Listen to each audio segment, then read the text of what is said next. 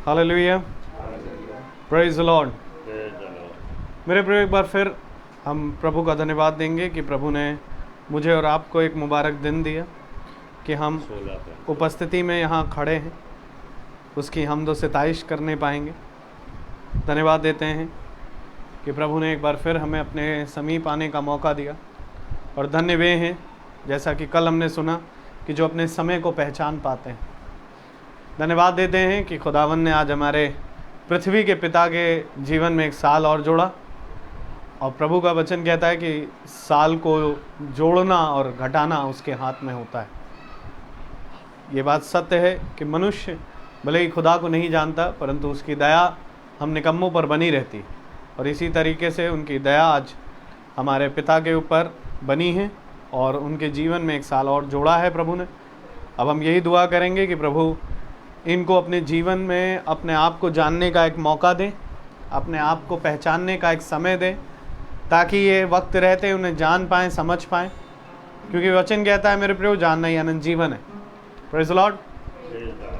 आइए हम खुदावन की स्तुति करें, महिमा में चलेंगे पहले प्रार्थना के ज़रिए, उसके बाद हम गीत में जाएंगे और उसके बाद हम कलाम की ओर बढ़ेंगे। Praise the Lord. तो हम प्रार्थना करेंगे, अपनी आंखों को बंद करें।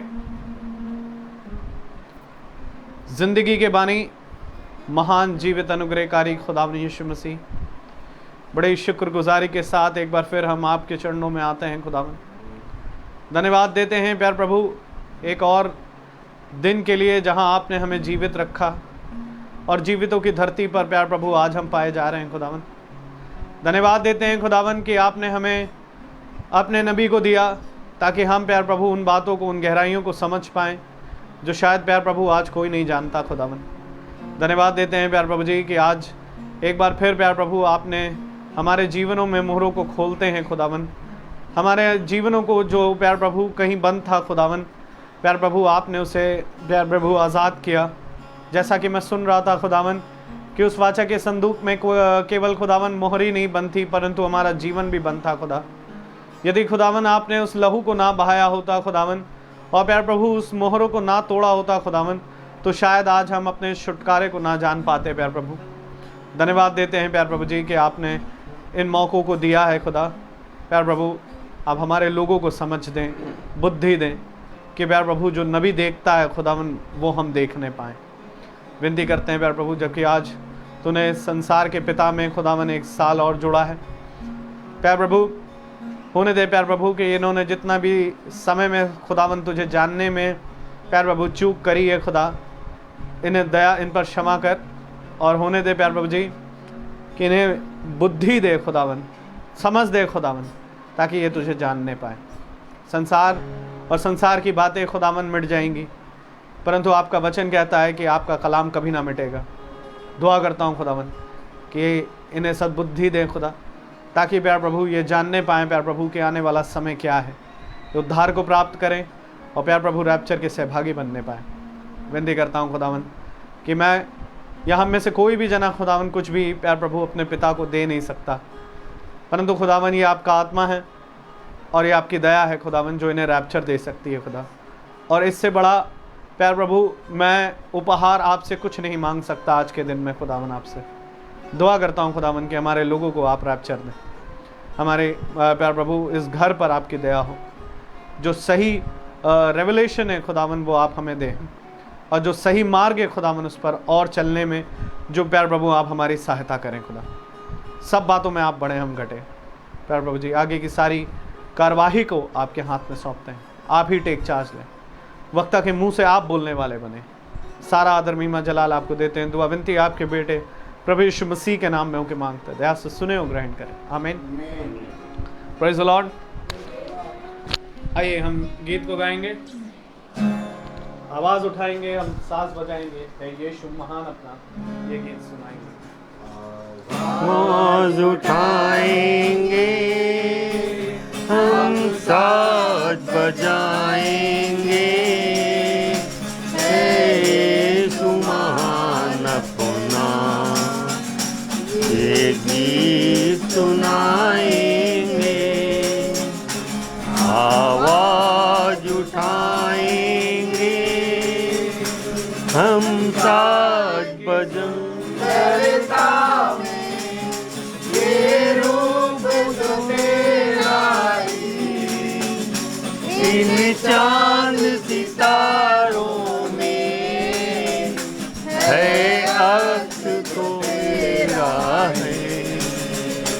संसार की सुंदरता में ये रूप तो तेरा ही, इन चांद सितारों में है अक्स तो तेरा ही। महिमा की तेरी बातें हम सबको बताएंगे, है यीशु महान अपना सुनाएंगे। आवाज उठाएंगे, दिल मेरा खजाना है, एक पाक मोहब्बत का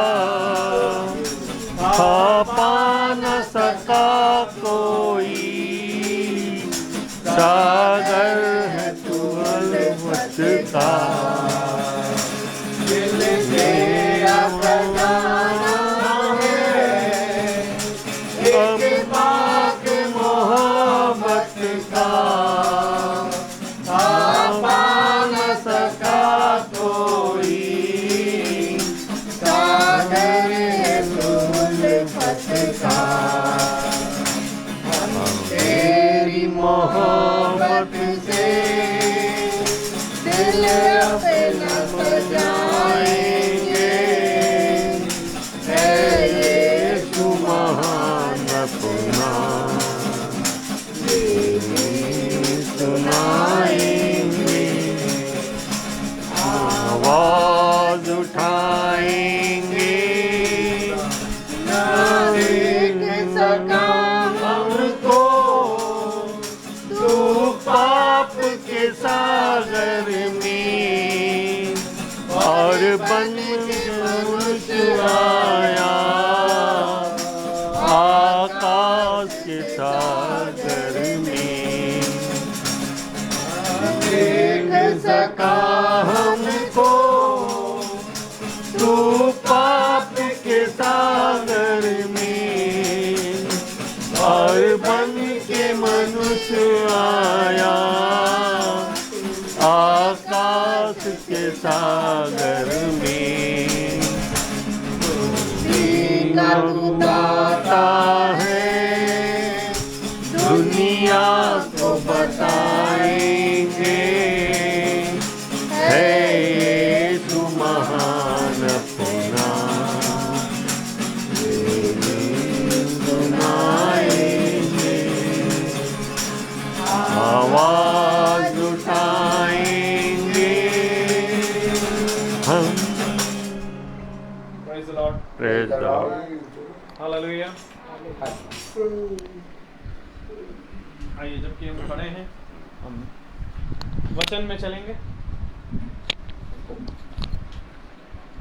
हम अपने कलाम में से हम सब एक साथ एक मत होकर पढ़ें।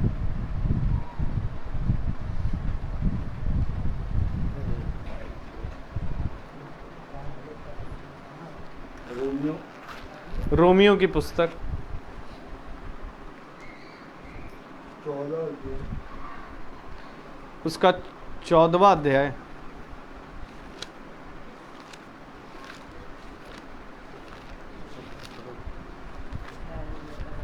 और उसकी नबी आयत। और उसकी 9वीं आयत हम एक साथ पढ़ें। रोमियो 14:9।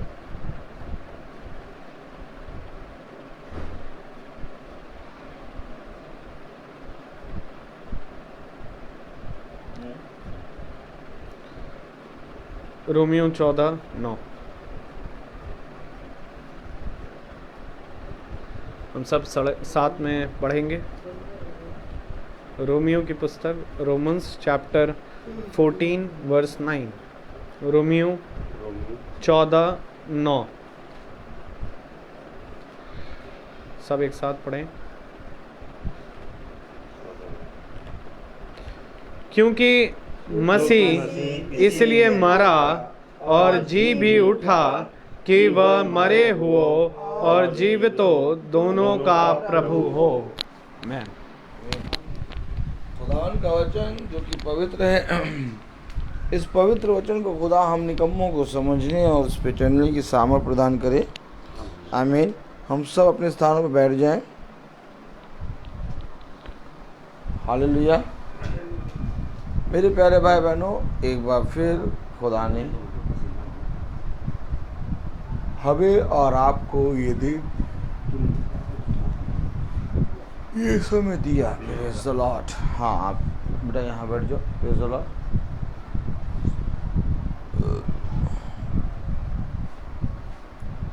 और आज हमारे बीच में हमारे भाई जोसेफ का बर्थडे है। Praise the Lord. और जैसा कि हम जानते हैं कि जन्म के विषय में बाइबल हमें बहुत सी बातें बताती है, लेकिन मेरे प्यारे भाई बहनों, आज किसी ने जन्म के विषय में जानने की कोशिश ना की, क्योंकि अगर जन्म के विषय में जानने की कोशिश करते तो मेरे प्यारे भाई बहनों हमें जीवन दिखता, लेकिन अगर हम बहुत ध्यान से देखें तो हमें जो दिखता है वो अपने जीवन की घटी, कमी, विपत्ति, कलेश, ऊंचा नीचा, तेरा मेरा, बहुत सी बातें दिखती हैं, लेकिन जीवन नहीं दिखता। लेकिन बाइबल जन्म के दिन के बारे में उत्पत्ति से मलाकी और मती से आपका प्रकाशित वाक्य तक जन्म के बारे में बता रही है। लेकिन आज मनुष्य ने जन्म को जानना ना चाहा।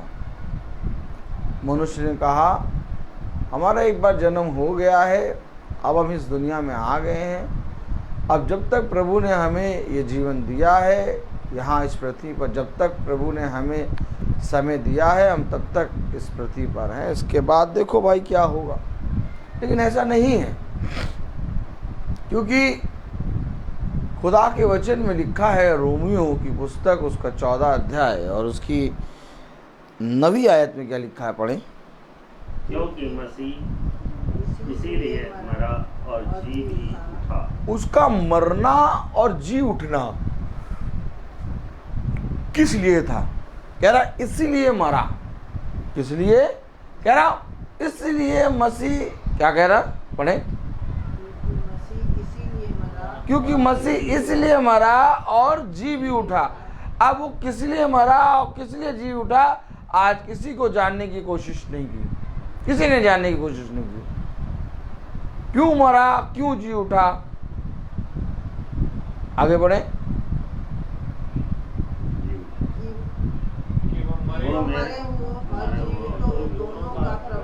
अर्थात अविश्वासी अविश्वासी, प्रेज़ द लॉर्ड, क्या कह रहा है कि वो मरे हुए दोनों का प्रभु हो।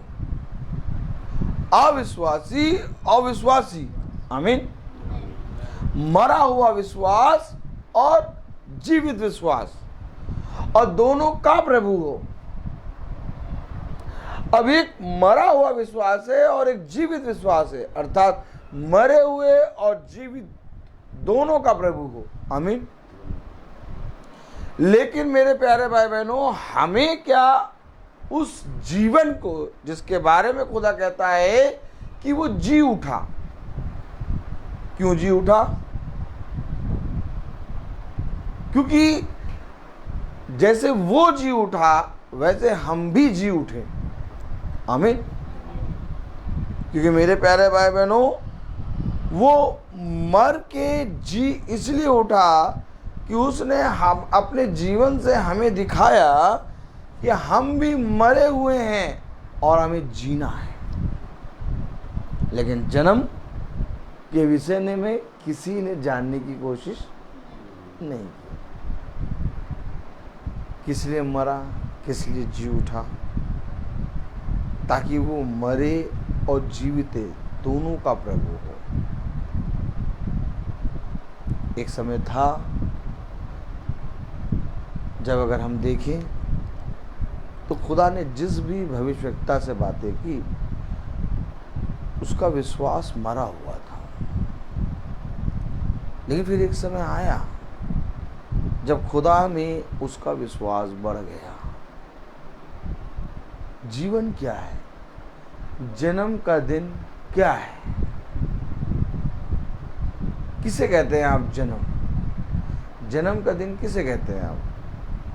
अगर मैं आपसे पूछूं कि जन्म का दिन भाई जोसेफ आप बताइए क्या है?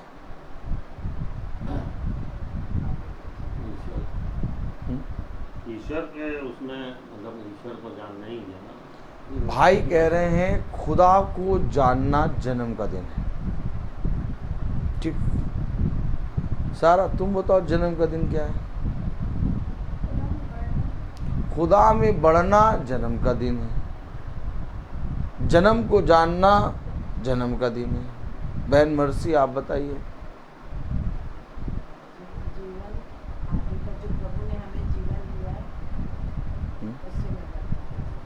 जो प्रभु ने जीवन दिया है उस जीवन में बढ़ना जन्म का दिन है। ठीक, आप बताइए सैमुअल जी, जन्म का दिन क्या है?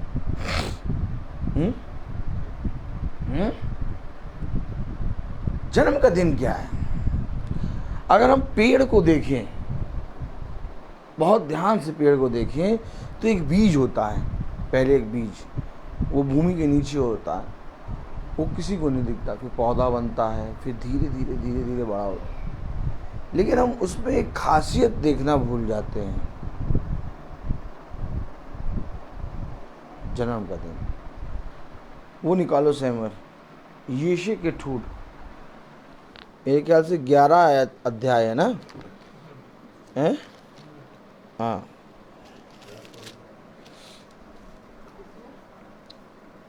यशाया, प्रेज़ द लॉर्ड। जन्म के दिन को देखने के लिए हमें कुछ देखना होगा।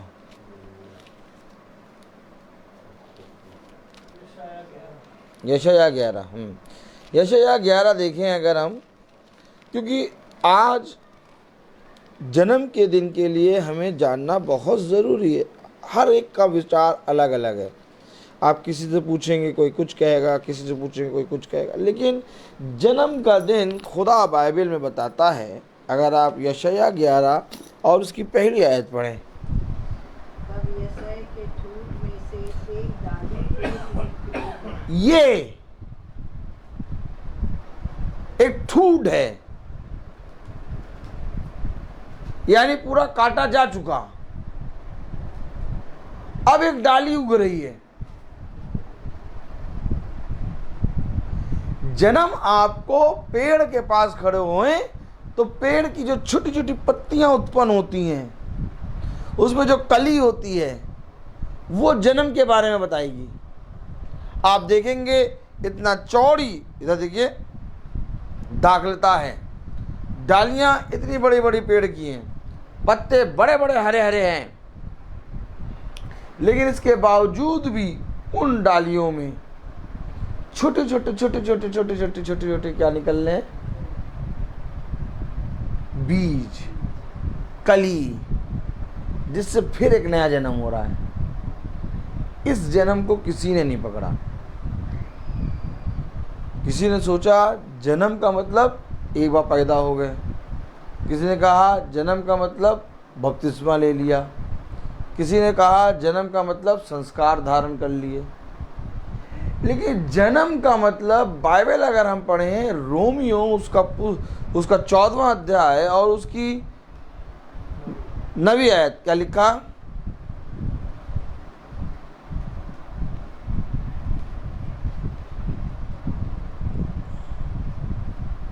क्योंकि मसीह इसीलिए मरा और जी भी उठा कि वो मरे को और जीव को दोनों का प्रभु हो। दोनों का प्रभु कैसे हो?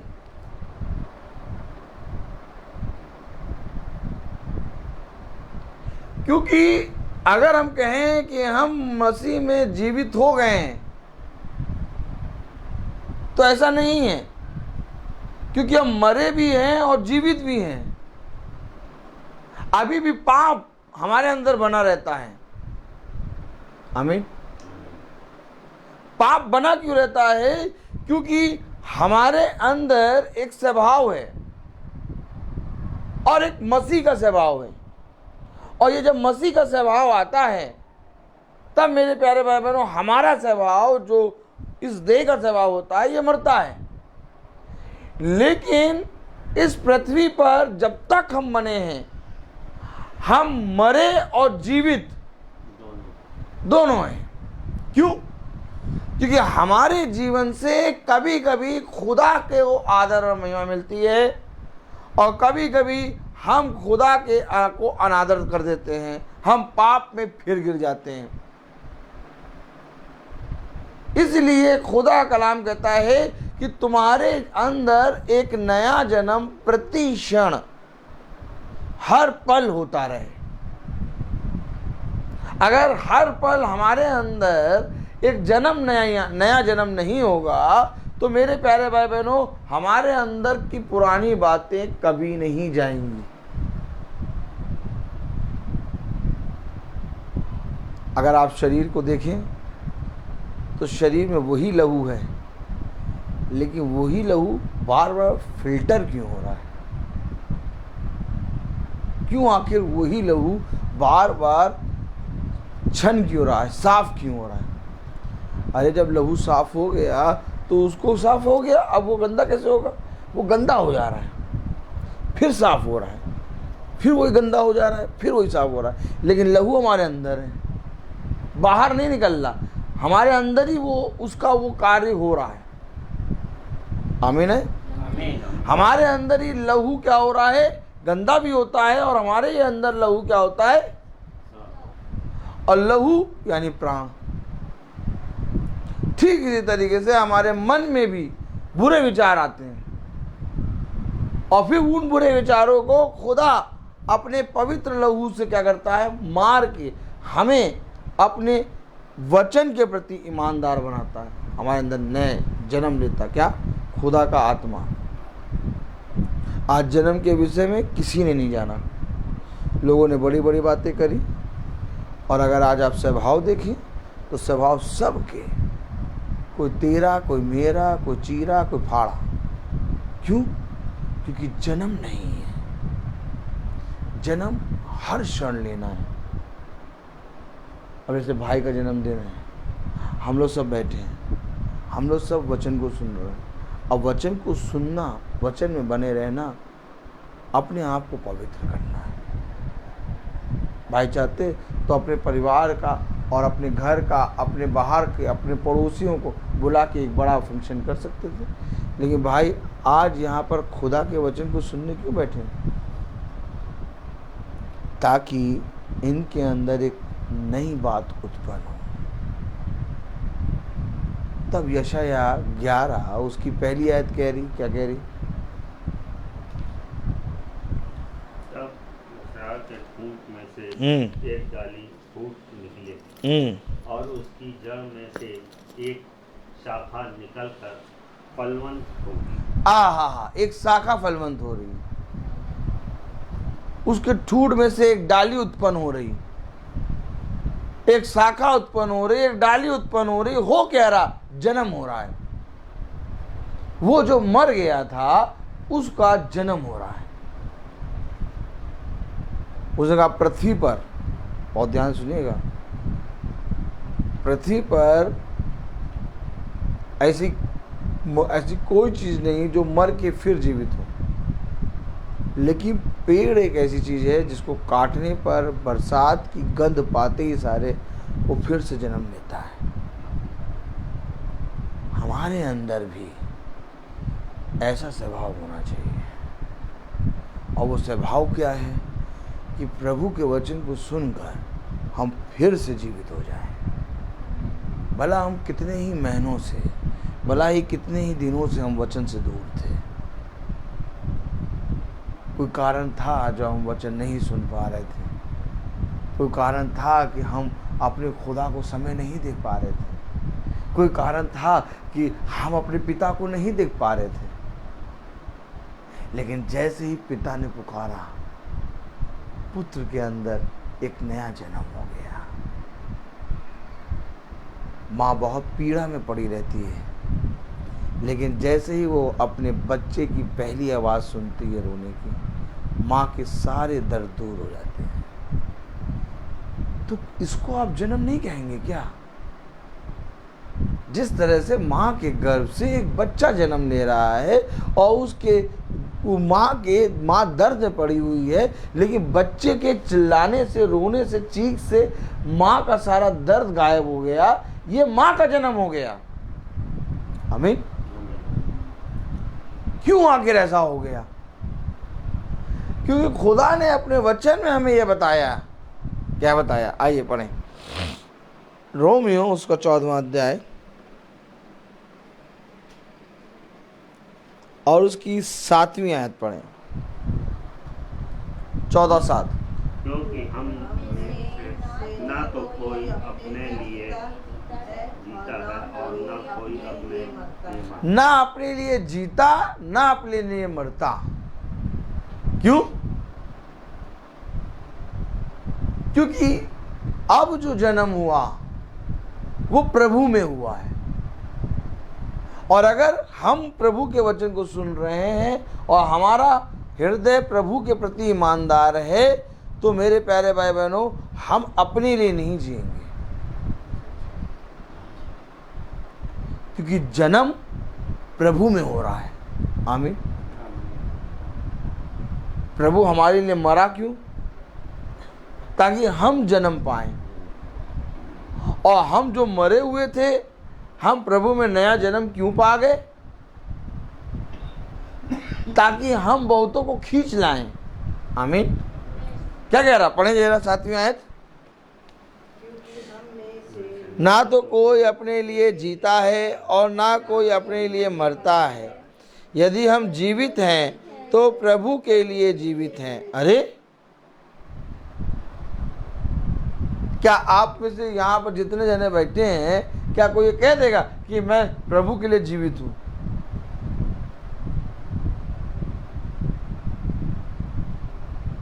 हृदय पे हाथ रख के कोई ये कह देगा कि मैं प्रभु के लिए जीवित हूँ?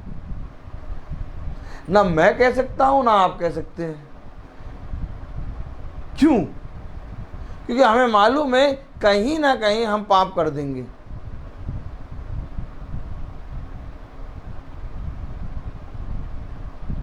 समझना पड़ेगा। आज कोई मनुष्य शुद्ध नहीं है और ना ही कोई मनुष्य प्रभु के वचन के प्रति ईमानदार। अगर प्रभु के वचन के प्रति ईमानदार हम और आप बन जाएं, तो प्रभु का प्राण देना व्यर्थ हो जाएगा। इस पृथ्वी पर जितने भी भविष्यवक्ता आए, जितने भी नबी आए, जितने भी दास आए, उनके अंदर इतनी सामर्थ्य नहीं थी कि वो अपने आप को पवित्र कर सके, और ना ही उनके अंदर इतनी सामर्थ्य थी कि वो प्रभु के लिए अपने आप को पूरी रीति से पवित्र करें। वो भी पाप में गिर रहे हैं, हर क्षण पाप में गिर रहे हैं। लेकिन एक है जो हमारे लिए अपने आप को दे रहा है। ये रियलाइज करना, जब एक बच्चे की, एक पिता की, एक बच्चे की किडनी खराब होती है, तो पिता अपनी किडनी एक देता है, और बच्चे की किडनी जब जुड़ जाती, बच्चा जीवित होकर फिर अपना घूमने लगता है, और उस अंग को लेके बच्चा वैसे ही घूमता जैसे जहाँ जाना चाहिए। लेकिन बच्चा थोड़े दिन स्मरण रखता है, बाद में भूल जाता है कि मेरे पिता ने मेरे लिए अपनी किडनी को दिया। लेकिन हमारे खुदा ने हमारे लिए अपनी किडनी नहीं दी। Praise the Lord. हमारे खुदा ने हमारे और आपके लिए अपने प्राणों को दिया। अब बताइए मुझे, आपने बहन मर्सी जैसी सुबह उठी, उन्होंने दैनिक जागरण में एक न्यूज़ पढ़ा, और न्यूज़ में क्या लिखा था कि एक पिता ने अपने पुत्र को एक किडनी डोनेट की। अम्बाई मर्सी कहेंगे कितना अच्छा पिता, देखो है, अपने बच्चे को एक किडनी दे दिया, ऑपरेशन अपना करवा के, हैं, आराम से पल रहा बच्चा भी, पिता भी जीवित है। लेकिन थोड़े दिनों बाद अखबार में न्यूज़ निकली कि जिस पिता ने उसाते हैं पुत्र को, वो उसाते हैं डोनेट करी थी किडनी, वो दारू पी के मर गया।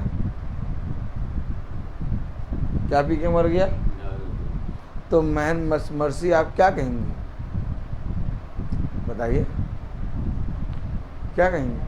कितना नालायक बेटा है, पिता ने किडनी दी है, अपना पेट फड़वा के किडनी दी और दारू पी के मर गया। अरे ऐसे को तो देना ही नहीं चाहिए था। अरे बात समझ रहे कि नहीं? तो हम और आप उससे भी नालायक। उस पिता ने तो किडनी दी, लेकिन हमको और आपको पिता ने अपने प्राणों को दिया, और उस प्राणों को जो खुदा ने हमें और आपको दिया, उसको दूर बल्ले से मार के हम दूसरी बैटिंग कर रहे हैं। अब कौन स्मरण रखता है कि मेरे पिता ने मेरे लिए प्राण को दिया? ये है जन्म। मैं जन्म दिखा रहा हूं आपको कि मुझे ये स्मरण रहे कि मैं जो जीवित हूं, मेरे खुदा ने अपने आप को दिया है, इसलिए जीवित हूं। जिस दिन हम अपने खुदावन के प्राणों को, उसकी मृत्यु को अपनी देह में लेंगे, उस दिन प्रतिक्षण जिस तरह से शरीर के अंदर लहू छन रहा है, उस दिन प्रतिक्षण हम पैदा होंगे। और जिस दिन आप हर सेकंड में पैदा होने लगे, उस दिन आपके ऊपर यह आयत होगी। कौन सी आयत होगी? पढ़ें 8वीं आयत।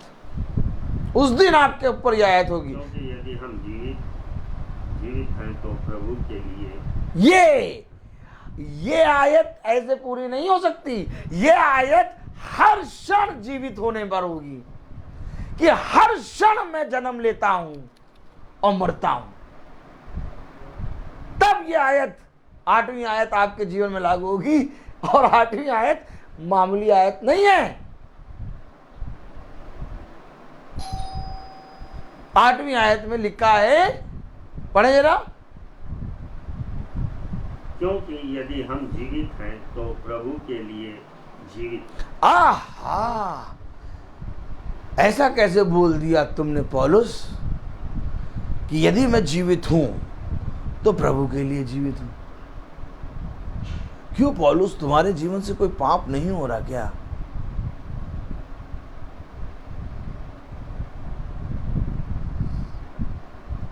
बोले क्यों पौलुस, तुम्हारे जीवन से कोई पाप नहीं हो रहा क्या?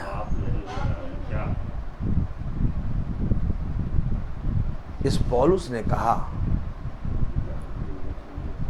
जो पौलुस कह रहा है,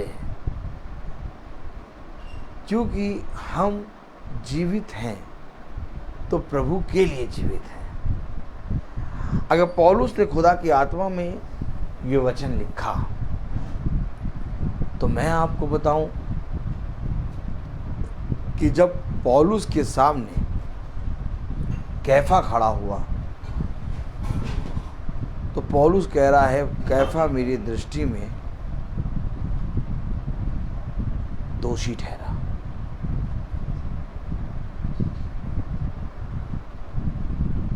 हो सकता है कि ये संसार की चीज़ें हमें उठा के कहीं और ले जाएं। हो सकता है ये संसार हमें एक ऐसी जगह ले जाए जहां हमें वचन की संगति ना मिले। आज हमारे हाथों में बाइबल है, जो अध्याय हम लोग कहते हैं खोल के पढ़ लेते हैं, लेकिन आज ऐसे भी देश हैं जहाँ पर बाइबल पढ़ना मृत्यु का दंड है। अगर आप बाइबल पढ़ेंगे तो आपको मृत्यु की सजा हो जाएगी। ऐसे देश हैं। और कई ऐसी जगह हैं जहाँ पर जाने के बाद हम प्रभु के वचन को नहीं सुन पाते, हम प्रभु के वचन पे कान नहीं लगा पाते, हम प्रभु के साथ संगति नहीं कर पाते, संगति हमारी छूट जाती है, हम फिर संसार में लग जाते हैं। कैसे हम अपने आप को प्रभु में जीवित करेंगे? कैसे प्रभु में अपने आप को जीवित करने के लिए आपको हर क्षण एक नया जन्म लेना होगा। क्योंकि जब भी आप प्रभु के वचन से बातें करेंगे, जब भी आप प्रभु के वचन को पढ़ेंगे, जब भी आप प्रभु के वचन में बढ़ेंगे, तब ये संसार और आपका शरीर आपके विरोध में खड़ा हो जाएगा। कोई और नहीं बल्कि यही संसार और यही शरीर, आप ही का शरीर आपके विरोध में उठ के खड़ा हो जाएगा। आप कैसे जीतेंगे? इसलिए आदमी कहता है छोड़ो इस संसार और अपने शरीर से कैसे जीते, मरे रहो, मरे पड़े रहो। क्यों जीवन नहीं पा रहा लोग? क्यों आखिर जानते हैं कि यीशु मसीह ही जीवन है? क्यों जानते हैं कि यीशु मसीह ही हमें स्वर्ग के राज्य तक पहुंचा सकता है? सब जानते हैं उद्धारकर्ता केवल यीशु मसीह। इसके बाद भी लोग वचन क्यों नहीं पढ़ पा रहे? क्योंकि वो दबे हुए हैं, और उस दबन में, उस दबे रहने में वो अपने आप को मार रहे हैं। और पौलुस ने जब अपने जीवन में एक नई दृष्टि देखी, अर्थात पौलुस का देखना बदल गया। आमीन। अगर हम पौलुस के बारे में जाने तो पौलुस जो 12 शिष्य चल रहे थे यीशु मसीह के साथ, आमीन, रात दिन चल रहे थे। जब पौलुस को खुदा ने सामर्थ दी तो पौलुस उन शिष्यों के सामने खड़ा होकर कह रहा है कि मेरी दृष्टि में कैफा दोषी ठहरा। क्योंकि पौलुस एक वो योद्धा है जिसने अपने जीवन को प्रभु में दे दिया, जिसने खाने पीने, अपनी वाहवाही, अपने आप को बड़ा समझने, किसी भी चीज़ में अपने आप को ना लगाया, जिसने केवल एक खुदा की ओर दृष्टि करके और प्रतिदिन जन्म लेना शुरू कर दिया। इसलिए ये आयत खुदा की आत्मा में लिखी। रोमियो उसका 14वां अध्याय और उसकी 8वीं आयत पढ़ें। यदि हम जीवित हैं तो प्रभु के लिए जीवित हैं, और यदि मरते हैं, यदि हम मरते हैं तो प्रभु के लिए मरते हैं। क्यों मरने की बात कर रहे हो? क्यों मरने की लिए बात करते हो? जैसे मरने की बात होती है, मनुष्य सोचता है कि चाहते हैं ये देह का अंत हो गया।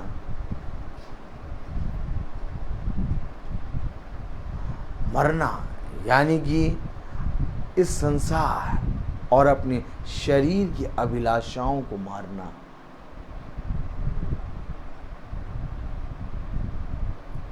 पौलुस के अंदर भी एक लालसा उठती है।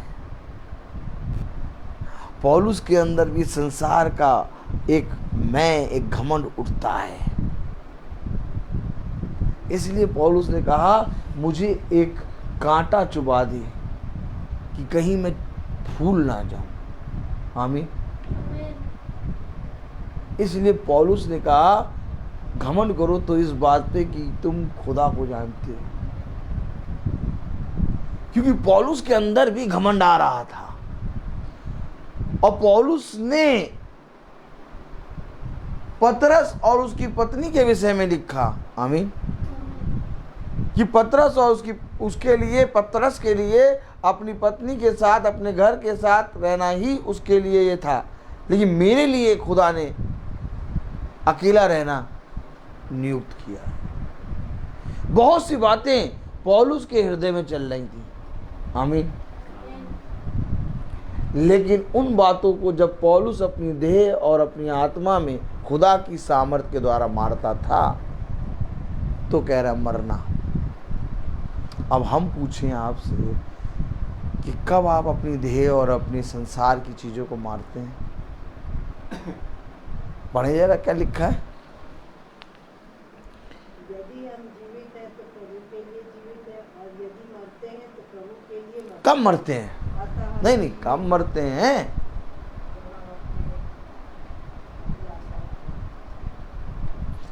100 मैं कहूँ मर्सी बहन दिन भर में 100 अभिलाषाएं कर लेती हैं।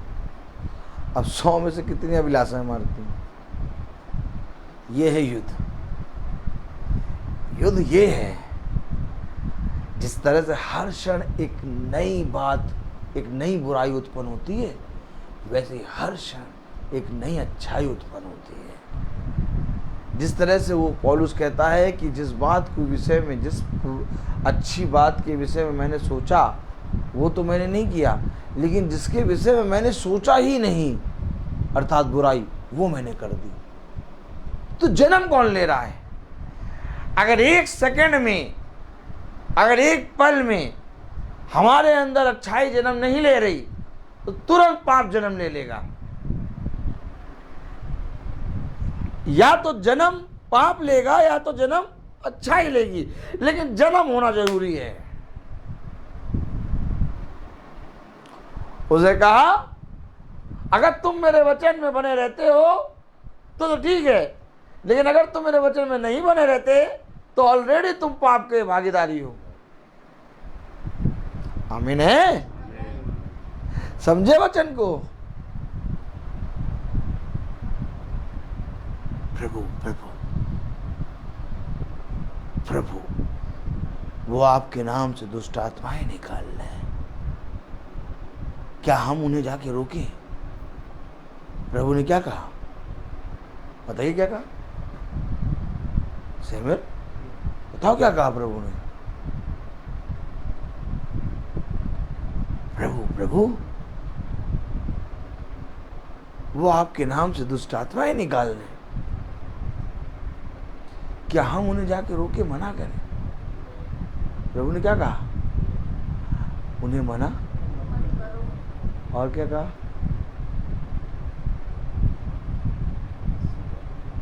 जो मेरी ओर है वो मेरे विरोध में नहीं है। अगर तुम वचन को अपने जीवन में प्रतिक्षण जन्म नहीं दे रहे तो एक पाप ऑलरेडी जन्म हो रहा है। मेजें दो लगी हैं, एक शैतान और एक खुदा की मेज। साफ खुदा ने कह दिया, कोई मनुष्य, मेरे पीछे बोले, कोई मनुष्य दो मेजों से नहीं खा सकता, या तो खुदा की मेज से, अगर तुम खुदा की मेज से खा रहे हो तो शैतान की मेज बंद है। लेकिन अगर तुम खुदा की मेज से नहीं खा रहे तो तुम चाहे कुछ भी करो, ऑलरेडी शैतान की मेज से खा रहे हो। और यही जन्म के विषय में बताता है, यही जन्म है। अगर मैं हर क्षण अपने खुदा के बारे में ना सोचूं तो मेरे मन से व्यभिचार हो जाता है। अरे मैं तो गाना गा रहा था, कौन सा गाना गा रहा था? अरे मैं तो गाना गा रहा था, अचानक पता नहीं क्या हुआ, एक व्यभिचार की आत्मा आ गई। अरे मैं तो गाड़ी चला रहा था, आराम से मैं अपना गाना गा के प्रभु के मगन में गाना गाते हुए चला जा रहा था, अचानक एक साय से निकला, हथकट्टा थोड़ा पहने थे, था सफ़ेद सफ़ेद पहना था, अचानक मेरे अंदर एक व्यभिचार की आत्मा आ गई।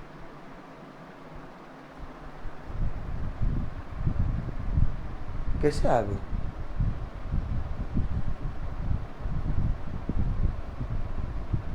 और तुमने उससे बचने के लिए कोई यत्न नहीं किया, बल्कि अपनी गाड़ी उसी के पीछे लगा दी। आप समझे कि नहीं समझे? तुमने उससे बचने के लिए कोई यत्न, बल्कि अपनी गाड़ी उसी के, और जब तक वो तुम्हारी दृष्टि में बनी रही तुमने उसके साथ व्यभिचार किया।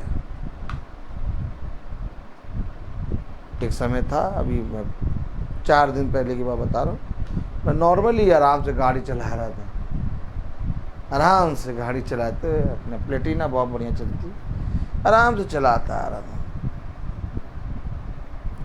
आराम से, एकदम आराम से। एक हथकटी एकदम वैसा कपड़ा पहने एक गाड़ी निकली और वो मेरे सामने आके एकदम जूं जूं जूं कर रही है। मैं चला रहा, मेरा दिमाग खराब। मैं देख रहा कि मेरे अंदर एक क्या बोलते उसको, राक्षस करवट ले रहा है। क्या ले रहा है? करवट ले रहा है। मैंने केवल जन्म लेते नहीं देखा, मैंने कहा करवट ले रहा है ये। मरा पड़ा था। कैसे पड़ा था? जैसी गंध पड़ी तुरंत हमने अपनी गाड़ी उसके आगे, बहुत तेज चल रही थी उसकी गाड़ी, लेकिन उससे भी तेज हमने अपनी गाड़ी करके निकाली। जन्म, अब आप इसको क्या कहेंगे? ये जन्म नहीं है क्या? ये क्या है बताइए? ये जन्म है कि मरण है? इसको कहेंगे जन्म, कि तुमने अपनी आंखों से उस पाप को दूर कर दिया। याद रखें, बाइबल हमें ये बताती, निरंतर मेरे वचन में बने रहो, क्योंकि निरंतर तुम्हारे अंदर मेरा वचन उफान मारने पाए। हर क्षण मेरा वचन तुम्हारे अंदर एक नई बात उत्पन्न करने पाए। वो नई बात क्या है? आइए देखिए। Praise the Lord.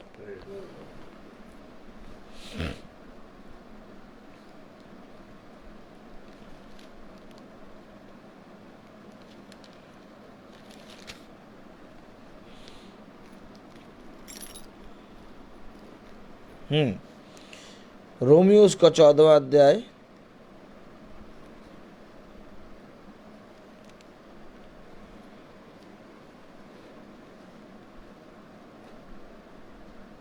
15वीं आयत पढ़ें। 14-15। यदि तेरा भाई तेरे भोजन के कारण उदास होता है। देखिए, बहुत समझ के पढ़िएगा, क्योंकि मैंने आपको जन्म के बारे में बता रहा हूँ, और एक तरफ जन्म है, एक तरफ मृत्यु है। और देखिए, केवल एक काम के कारण नष्ट हो रहा है। पढ़े जरा 15वीं आयत। यदि तेरा भाई तेरे भोजन के कारण उदास होता है, तो फिर तो प्रेम की रीति से नहीं चलता। अरे अब लोग भोजन पे आ गए। अगर तुम्हारा भाई तुम्हारे भोजन के कारण उदास होता है तो तू प्रेम की रीति से नहीं चलता। आगे बढ़े। जिसके लिए मसीह मरा, उसको तू अपने भोजन के द्वारा नाश न कर।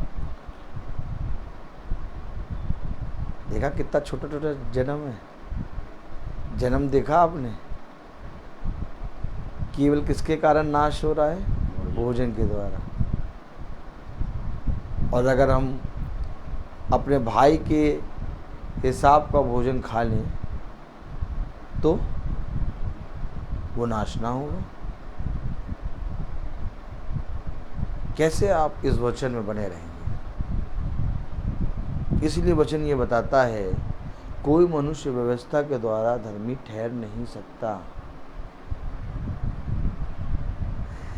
एक अनुग्रह हमारे और आपके लिए बहुत ज़रूरी है। जितना भी हम अपने आँखों में काला चश्मा लगा के चलें या तो जितना भी हम अपने आप को बचाएं, इस पाप में शरीर में और इस पाप में संसार में हम कहीं ना कहीं पाप में गिर जाएंगे।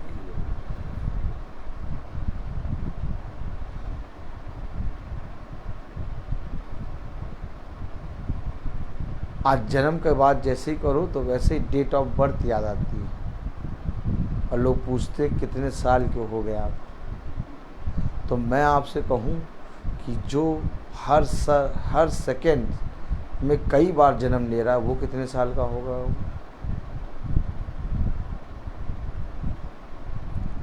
पौलुस ने एक बात कही, मैं प्रेरितों में सबसे, अर्थात मैं प्रेरित कहलाने के, क्यों कह रहे हो पौलुस? क्योंकि पौलुस सबसे छोटा और प्रेरित कहलाने के योग्य इसलिए अपने आप को कह रहा है कि नहीं हूँ, क्योंकि मैं हर सेकंड जन्म ले रहा हूँ। और जो सोच लेता है कि मैं जन्म ले चुका, वो नष्ट होता है। मैं हर क्षण प्रभु के आत्मा में, मैं हर क्षण प्रभु के वचन में जन्म लेता हूं। यीशु मसीह मरियम के गर्भ से तो जन्म लिया, लेकिन इसके बाद यीशु मसीह पवित्र आत्मा में हर पल जन्म ले रहा है। और ऐसा वो इसलिए कर रहा है ताकि उसके अंदर पाप ना आए। जन्म का दिन हमारे और आपके लिए, जब हम मसीह को जान लेते हैं तो केवल जन्म का दिन हमारे लिए एक ही दिन होता है, वो मसीह। अर्थात हमारे लिए जन्म मसीह। अगर हमने मसीह को जान लिया तो हमारे लिए और आपके लिए सब कुछ वही है। लेकिन अगर हमने मसीह को नहीं जाना तो मेरे प्यारे भाई बहनों, हम बाइबल की बातों को, शिक्षाओं को बहुत आयत से सुन तो लेंगे और बहुत आयत से इसको जान तो लेंगे, लेकिन जब युद्ध करने की बारी आएगी, क्या करने की बारी आएगी, तो वो हथियार हमसे चलेंगे नहीं। क्यों नहीं चलेंगे हथियार? क्योंकि हमने हथियारों को खरीद तो लिया, चलाना नहीं मालूम। आज इंडिया, भारत जब कोई विमान लेके आता है तो पहले ढूंढता है कौन चलाएगा इसको, और जो चला लेता है वो कहता है वाह, हमारे देश में भी चलाने वाला है। कितने अभी ऐसे हथियार होंगे जिनको चलाना नहीं मालूम होगा।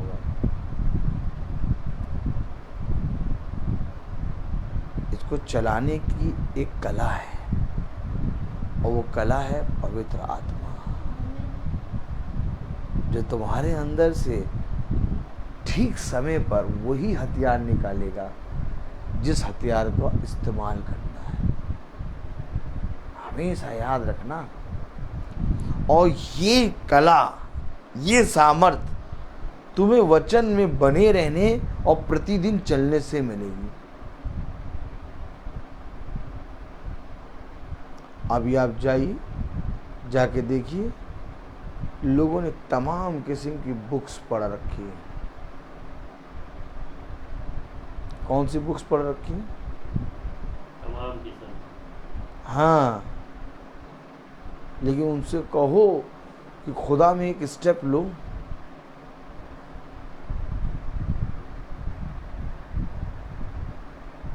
नहीं ले पाएंगे। मैंने एक आत्मा देखी। क्या देखी? वो आत्मा देखिए क्या थी। हमने, आपको याद होगा, 4-5 या 1 हफ्ते पहले एक सर के बारे में बताया था, जिसने सारी किताबें पढ़ी और वो यीशु मसीह को भी बहुत अच्छी तरीके से वचन को जानता है। तो मैंने आज उससे प्रेज द लॉर्ड करा, तो उसने गुड मॉर्निंग करा, तुरंत मुझे झटका लगा। क्या लगा? और गुड मॉर्निंग करने का कि वो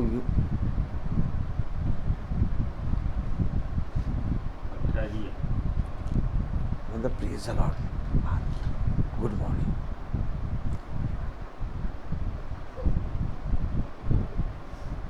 मैंने कहा ये क्या कह रहा है?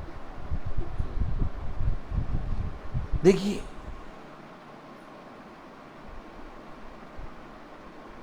समझिए, सटाक से खुदा ने मुझे बात फिर बताई, जो मेरे नाम लेने को लज्जाए उसके सामने मेरा नाम लेना नहीं।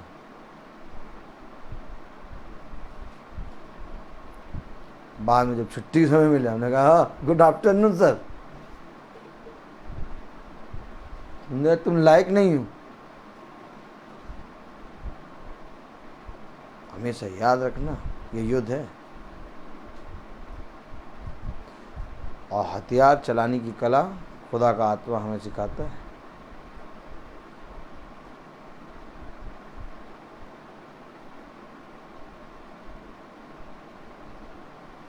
और अकेले क्या? अकेले तुम्हें भेजेगा घोर युद्ध में।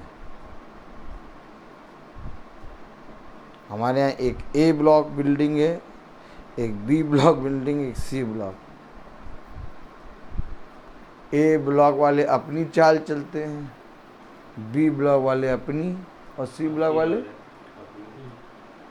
और हम खुदा की।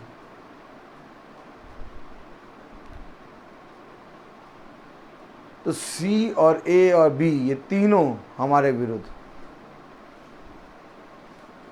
और ये तीनों एका करे रहते। तो कल मुझसे रात में खुदा ने कहा हथियार लेके, क्या कहा? हथियार लेकर सी ब्लॉक में घुस जाओ। घुस गए सी ब्लॉक में हथियार लेके। सब तफरी, अफरा तफरी, आ गया आ गया आ गया आ गया आ गया।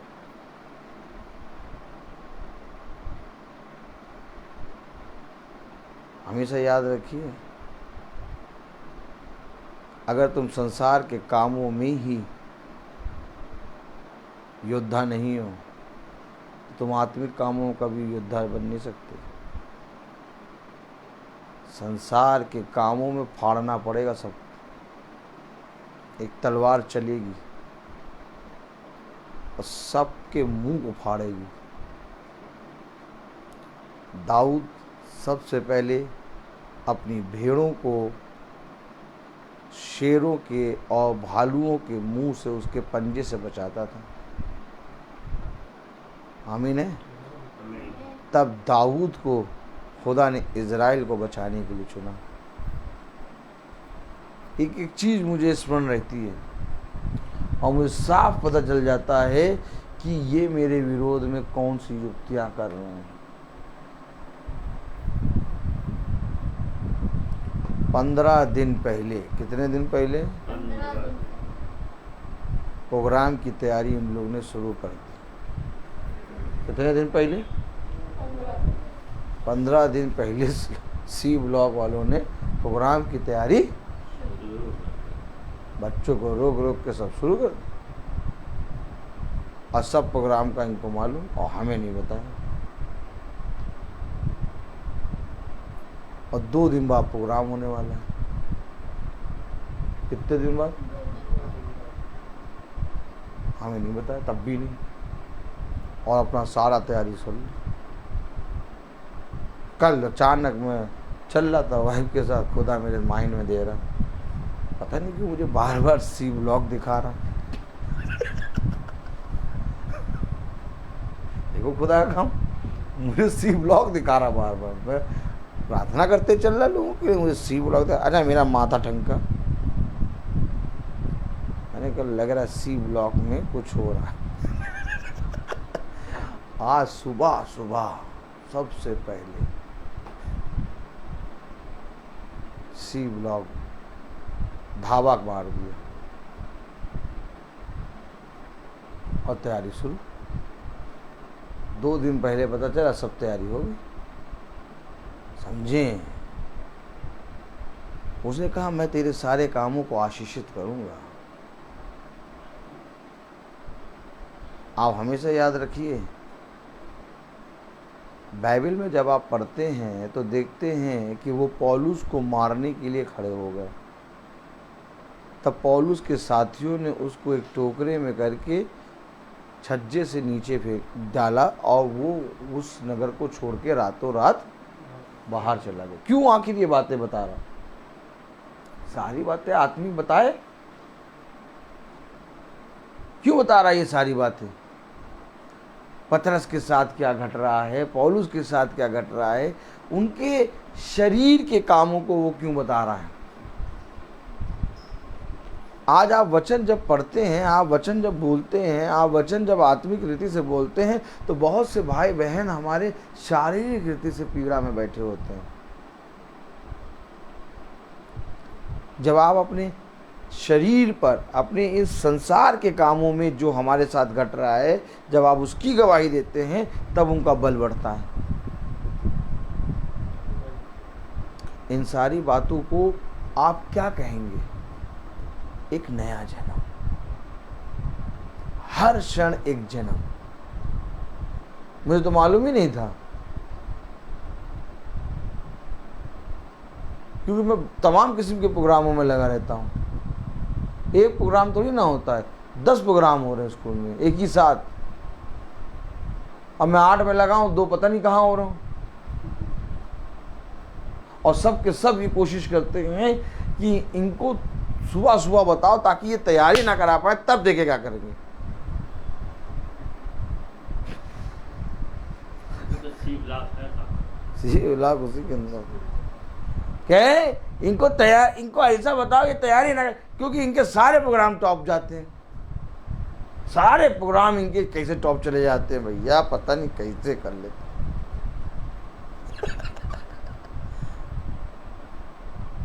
कैसे क्या? और उनको मालूम नहीं कि ये जिसे जानता है वो सृष्टि करता है। और बहुत तेरे लोग टीचर जानते हैं ये बात। और जब प्रोग्राम ख़त्म होता है ना तो पता क्या कहते हैं? आपका विश्वास बहुत बड़ा है। फिर क्या कहते हैं? धीरे से दो टीचर, 3 टीचर। अरे सच में आपके साथ साथ तो खुदा है। फिर आगे बढ़ो तो क्या करते हैं? कॉफ़ी लेके चलो। अरे सर, आपको तो सब कुछ हो ही जाता है जिससे आपके साथ खुदा है। मैं नहीं बोल रहा, मैं चुपचाप बस कॉफ़ी लेके बढ़ता जा रहा हूँ। वो 4-4, 5-5 टीचरों का जो झुंड खड़ा वो बोल रहा है ये बात। अब ये बोल क्यों रहे? क्योंकि उन्होंने दांत गड़ा के कोशिश करी थी फाड़ने की, तो एकदम से उन्होंने दांत गड़ाया तो पता चला ये तो लोहा है, उनका दांत टूट गया।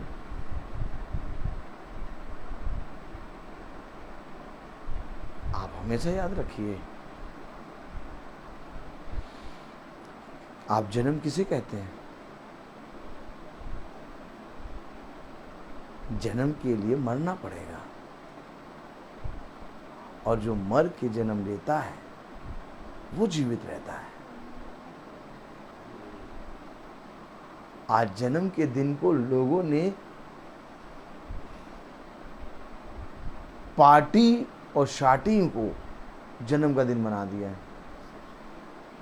कितने लोग आएंगे, बर्गर कितने आएंगे, पिज़्ज़ा कितने आएंगे, और साथ कोक आएगी, थम्स अप आएगी, और पाइप आएगा कि टाइप आएगा, और साथ केक कहाँ से आएगा।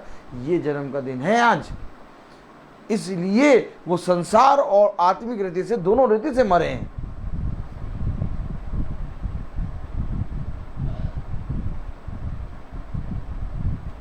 अगर आप जन्म का दिन, हम और आप स्मरण रखना चाहते हैं तो वचन को स्मरण रखो, क्योंकि वचन ही है जो हमें शारीरिक और आत्मिक दोनों रीति से जीवित रखता है।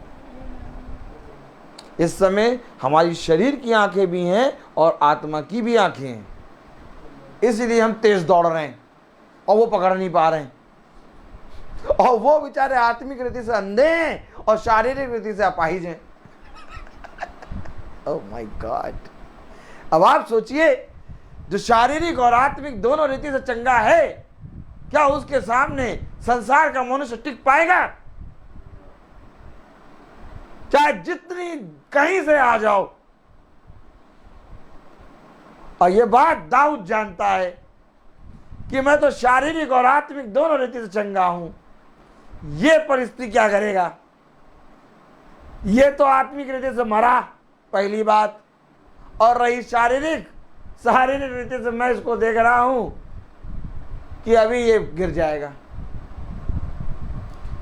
शरीर कभी भी आत्मा के सामने ठहर नहीं सकता, चाहे जितना बड़ा शरीर हो।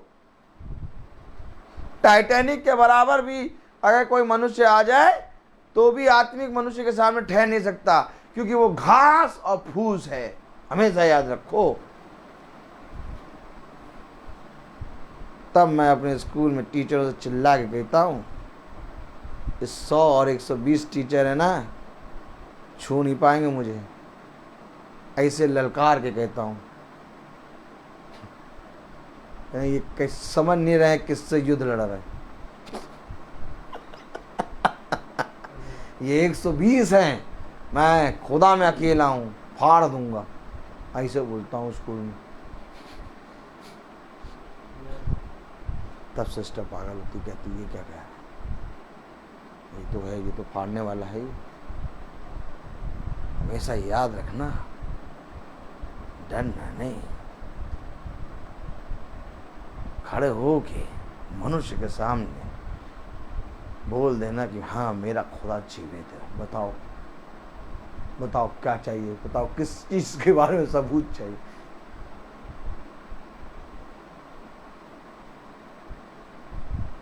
एक मैम कह रही,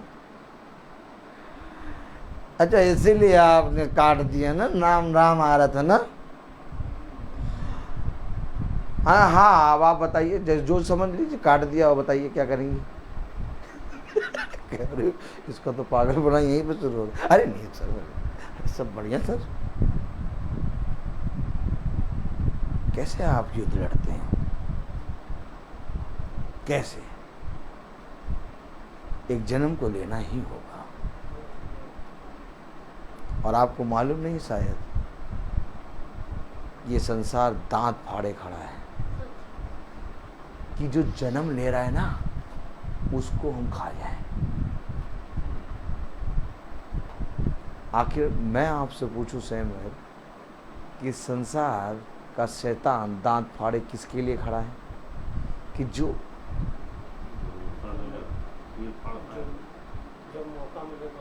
नहीं मौका नहीं तो चौका। संसार का शैतान दांत फाड़े इसलिए खड़ा है, जैसे ही जन्म लो वैसे ही खाए। जन्म वचन से। आप देखते हैं जब बहुत तेरे लोग होते हैं जो अपने जीवन में वचन को जैसे ही सुनते हैं उनको बहुत अच्छा लगता है और कहते नहीं अब हम अपना जीवन बदलेंगे। तुरंत 1 घंटे के बाद जैसे ही थम्स अप पिया वैसे ही अंदर से एक लिम्का बोली। तो जो जन्म लिया था वो कहाँ गया? खा लिया।